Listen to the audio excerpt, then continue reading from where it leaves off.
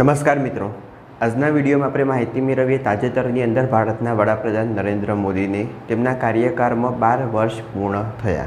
મિત્રો, અત્યાર સુધી વડાપ્રધાન પદે સૌથી વધુ સમય માટે રહેનાર વડાપ્રધાન નરેન્દ્ર મોદી બન્યા।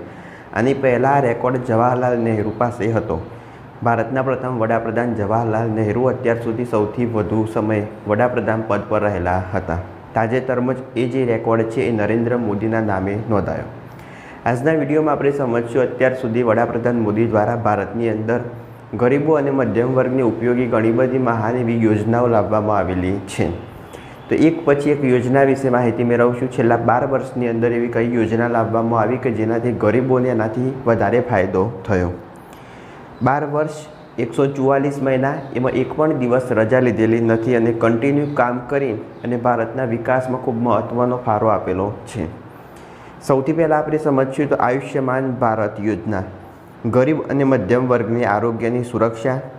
આના પર આપણે એક અલગ વિડીયો બનાવેલો છે કે જે ગરીબી રેખાની નીચે જીવતા લોકો છે કે જે પોતાનો હોસ્પિટલનો મોટો ખર્ચ ઉપાડી શકે એમ નથી, તો એમના માટે ભારત સરકાર દ્વારા એક મહત્ત્વની યોજના લાવવામાં આવેલી હતી જેને આયુષ્યમાન યોજના તરીકે ઓળખાય છે કે જેની અંદર સરકાર દ્વારા હોસ્પિટલનો 5 લાખ સુધીનો ખર્ચ આપવામાં આવશે।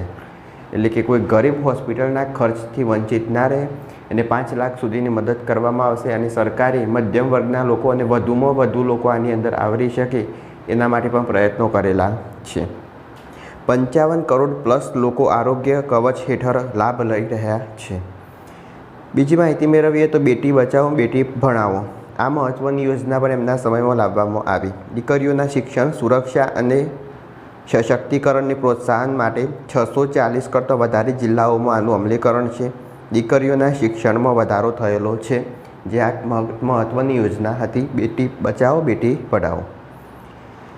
ત્રીજા નંબરની વાત કરીશું તો ચંદ્રયાન અને અવકાશ મિશનને પ્રોત્સાહન। વડાપ્રધાન મોદીના સમયમાં આજે ચંદ્રયાન, આપણે જાણીએ છીએ કે ચંદ્રયાન 2 અને 3 ઈસરો અને ભારતના અવકાશ મિશનોને નવી ઊંચાઈઓ સુધી પહોંચાડ્યા। ચંદ્રયાન 3નું સફળતાપૂર્વક લોન્ચિંગ કરવામાં આવેલું હતું। આદિત્ય L1 મિશન કે જે સૂર્યની તપાસ માટે બનાવવામાં આવેલું હતું, સૂર્યની સૌથી નજીક જઈ ને સૂર્યનો અભ્યાસ કરવામાં આવશે, તો એ મિશન હતું આદિત્ય L1 જે સફળતાપૂર્વક લોન્ચ કરવામાં આવેલું હતું। આગળ માહિતી મેળવશું તો અત્યારે ડિજિટલ ઇન્ડિયા જે ઓનલાઈન પેમેન્ટ કરવામાં આવે છે ખૂબ જ ચર્ચામાં છે। ભારત દ્વારા એનું વિદેશમાં પણ રોકાણ કરવામાં આવેલું છે। ભારતને ડિજિટલ રીતે સશક્ત રાષ્ટ્રમાં પરિવર્તિત કરવું। ભારત વિશ્વની સૌથી મોટી real time digital payment ecosystem બન્યું છે। Direct benefit transfer, ₹50 lakh crore plus સીધા લાભાર્થીઓના ખાતામાં આ રૂપિયા ટ્રાન્સફર કરવામાં આવી શકે છે। એટલે આ એક ટેકનોલોજી છે કે જેનાથી આપણે ઓનલાઈન પેમેન્ટ કરી શકીએ અને ભારતની અંદર ખૂબ જ બહોળા પ્રમાણમાં વિકાસ થયો। વચેટિયાઓ વગર સરકારી સહાય સૌથી વધુ લોકો સુધી પહોંચાડી શકાય। એટલે ખાતાની અંદર આપણે જાણીએ છીએ કે અત્યારે સરકાર દ્વારા જે 2-2 હજારનો હપ્તો પણ આપવામાં આવે છે, આ બધું આની અંદર સામેલ થશે કે ડાયરેક્ટ ઓનલાઈનથી ખેડૂતના જે ખાતા હોય ત્યાં સુધી માહિતી મેળવી શકાય। આગળ વાત કરીશું ઈ શ્રમ પોર્ટલ, સંગઠિત ક્ષેત્રના શ્રમિકો માટે રાષ્ટ્રીય ડેટાબેઝની રચના। ખેડૂતો હોય, કોઈ એવો વર્ગ હોય કે જે શ્રમ એટલે મજૂરી સાથે સંકળાયેલો હોય તો એમનો ડેટા ડાયરેક્ટ મેળવી શકાય, યોગ્ય રીતના એમને મદદ પહોંચાડી શકાય। ફિટ ઇન્ડિયા મૂવમેન્ટની વાત કરીશું તો ફિટનેસ અને સ્વાસ્થ્ય યોગ દિવસ 21 જૂને ઉજવવામાં આવે છે, તો એના વિશે પણ ખૂબ મહત્ત્વની ચર્ચા હતી। ફિટનેસ અને સ્વસ્થ જીવનશૈલીને પ્રોત્સાહન આપતું અભિયાન સાથે પણ વડાપ્રધાન મોદીએ ખૂબ મહત્ત્વનું કામ કરેલું છે। આગળ વાત કરીશું ગતિશક્તિ માસ્ટર પ્લાન, ઇન્ફ્રાસ્ટ્રક્ચર અને લોજિસ્ટિકલ વિકાસને ગતિ આપતો માસ્ટર પ્લાન। આપણે જાણીએ છીએ કે આના પછી ઘણી બધી રેલવેની શરૂઆત કરવામાં આવી, વંદે ભારતની શરૂઆત કરવામાં આવી। અત્યારે પણ આપણે જાણીએ છીએ કે અમદાવાદથી મુંબઈ સુધી રેલવેનું કામ ચાલુ છે। Goods and service tax GST, one nation one tax reform, બહુઆયામી ગરીબીમાં ઘટાડો, એટલે કે 25 કરોડ પ્લસ લોકો ગરીબીમાંથી બહાર આવેલા છે। આજે સરકારી ડેટા આધારિત માહિતી છે। હર ઘર જલ મિશન, એટલે કે દરેક ઘર સુધી પાણી પહોંચાડવું, વડાપ્રધાન મોદીનું આ એક મિશન હતું। જ્યારથી એ સત્તા ઉપર છે ત્યારથી ભારતની અંદર દરેક ઘર હોય ત્યાં સુધી યોગ્ય પીવાનું પાણી પહોંચી શકે। દરેક ઘરમાં નળ દ્વારા પીવાનું પાણી પહોંચાડવાની યોજના હતી। 15 કરોડ પ્લસ ગ્રામ્ય ઘરોમાં નળથી પાણીની સુવિધા પૂરી પાડવામાં આવેલી છે. ઇન્સોલ્વન્સી અને બેન્કરપ્સી કોડ એટલે કે નાણાકીય મુશ્કેલીમાં આવેલી કંપનીઓના ઉકેલ માટેનો કાયદો. હજારો કેસોનું નિરાકરણ અને લાખો કરોડો રૂપિયાની વસૂલાત શક્ય બની. તો આ એક કાયદો હતો, IBC કાયદા તરીકે ઓળખવામાં આવે છે. આગળ વાત કરીશું જન ધન યોજના એટલે દરેક પરિવાર સુધી બેન્કિંગ સુવિધા પહોંચાડવાની યોજના. 58 કરોડ પ્લસ બેંક ખાતાઓ ખોલવામાં આવેલા હતા. નાના બાળકોથી લઈ અને વડીલો સુધી મફતમાં જે બેંક ખાતા ખોલવામાં આવે એની વાત કરવામાં આવેલી છે. 58 કરોડ પ્લસ બેંક ખાતા ખોલવામાં આવેલા હતા. કિસાન સન્માન વિધિ આપણે જાણીએ છીએ કે એપ્લિકેશન દ્વારા કિસાન સન્માન વિધિની અંદર ખેડૂતોને વાર્ષિક આર્થિક સહાય પૂરી પાડવામાં આવે છે. 11 કરોડથી વધુ ખેડૂતોને લાભ આપવામાં આવે છે. જે 2000નો હપ્તો આપવામાં આવે છે તેના વિશે 3.7 લાખ કરોડથી વધુ સહાય સીધા ખાતામાં ટ્રાન્સફર કરવામાં આવે છે.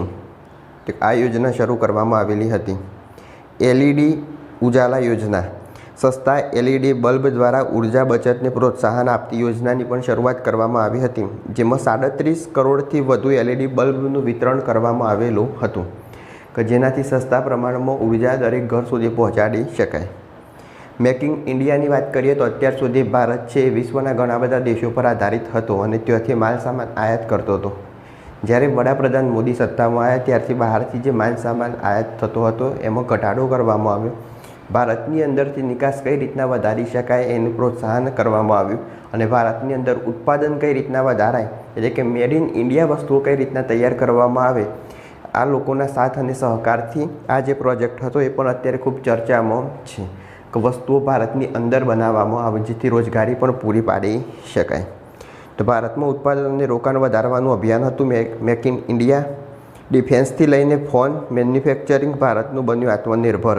ડિફેન્સમાં પણ ભારતના જે અત્યાધુનિક હથિયારો હોય કે જે વિદેશથી મંગાવવા પડતા હતા અત્યારે ભારતની ક્ષમતા છે કે ભારત જાતે હથિયારો તૈયાર કરી શકે છે.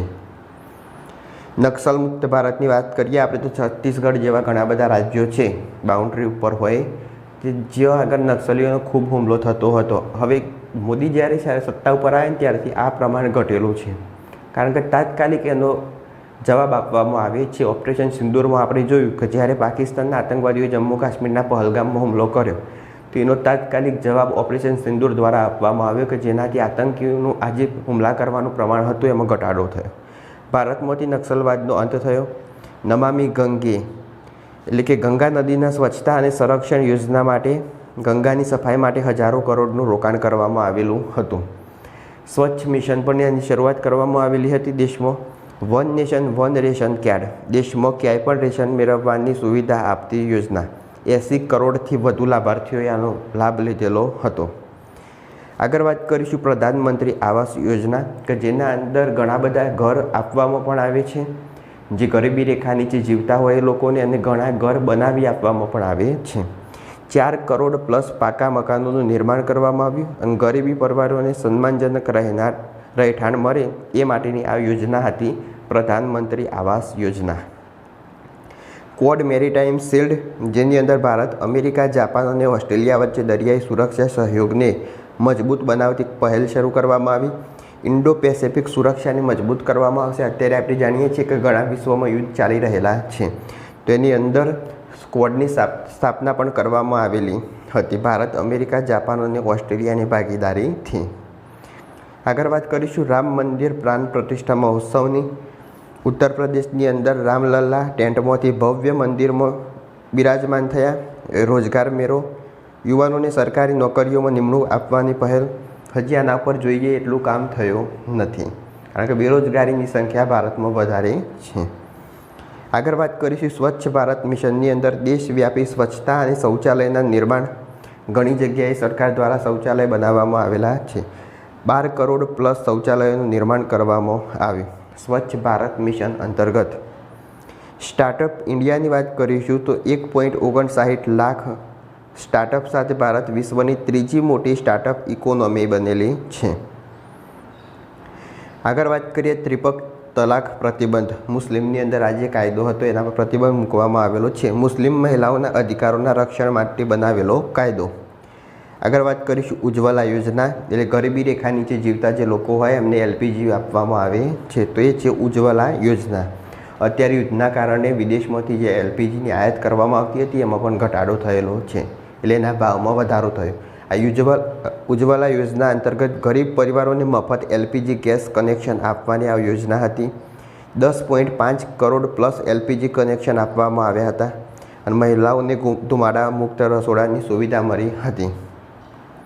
વંદે ભારત એક્સપ્રેસની વાત કરીશું તો આધુનિક અને ઝડપી ટ્રેનો દ્વારા રેલવે સેવામાં સુધારો કરવામાં આવ્યો. કાશ્મીરથી લઈ અને કન્યાકુમારી સુધી દોડે એવી સ્વદેશી ટ્રેન વિકસાવવામાં આવી, એટલે આત્મનિર્ભર ભારત પોતાની જાતે તૈયાર કરશે. જ્યારે હાઈ સ્પીડ ટ્રેન હોય ભારત અને જાપાનના સહયોગથી તૈયાર કરવામાં આવશે. બુલેટ ટ્રેનનો પણ અત્યારે વિકાસ થઈ રહેલો છે. 81 ઓપરેશન રૂટ પર 164 ટ્રેન સર્વિસમાં છે. આગળ વાત કરીએ તો જળમાર્ગ વિકાસ, 111 રાષ્ટ્રીય જળમાર્ગો જાહેર કરવામાં આવે, જેમાં બંદરો, શિપિંગ અને આંતરિક જળમાર્ગોના વિકાસ માટેની પહેલ શરૂ કરવામાં આવેલી હતી. એક્સપ્રેસ રિવોલ્યુશન, ભારતના એક્સપ્રેસ વે નેટવર્કનો સૌથી ઝડપી વિકાસ થયો. 7332 કિમી વિસ્તારનું વિસ્તરણ કરવામાં આવ્યું, એટલે કે હાઈવેનું નિર્માણ કરવામાં આવેલું છે, જેથી ટ્રાન્સપોર્ટની જે સેવા હોય એ સરળ રીતના પૂરી થઈ શકે. યોગ વૈશ્વિક આંદોલન, યોગને વૈશ્વિક ઓળખ અને લોકપ્રિયતા અપાવવાની પહેલ. 177 દેશોના સમર્થનથી ઇન્ટરનેશનલ યોગા ડે ઉજવવાની શરૂઆત કરવામાં આવેલી છે. ઝીરો ટોલરન્સ અગેન્સ્ટ ટેરરિસ્ટ, આતંકવાદ સામે ઝીરો ટોલરન્સની નીતિ. પાકિસ્તાનમાંથી ઘૂસીને ઓપરેશન સિંદૂરનો અંજામ આપ્યો, આતંકવાદીઓને મિટ્ટીમાં મિલાવ્યા હતા, એની વાત આપણે આગળ કરી. તો મિત્રો આ બધી ઘણી યોજનાઓ હતી કે જે વડાપ્રધાન મોદી જ્યારે PM છે એમના સમયની અંદર શરૂ કરવામાં આવેલી હતી, તેના વિશે આપણે વિગતે માહિતી મેળવી. જો કોઈ યોજના વિશે તમે હજુ ઊંડાણપૂર્વક માહિતી મેળવવા માગતા હોય કે જે ઉજ્જવલા યોજના હોય, આયુષ્યમાન કાર્ડ વિશેની યોજના હોય, તેના વિશે આપણી ચેનલ પર વિડીયો બનાવી મૂકેલા છે, તે તમે જોઈ શકો. જો આ વિડીયો ગમ્યા હોય તો લાઈક કરો, શેર કરો, ચેનલ સબસ્ક્રાઈબ કરો. જય હિન્દ, જય ભારત.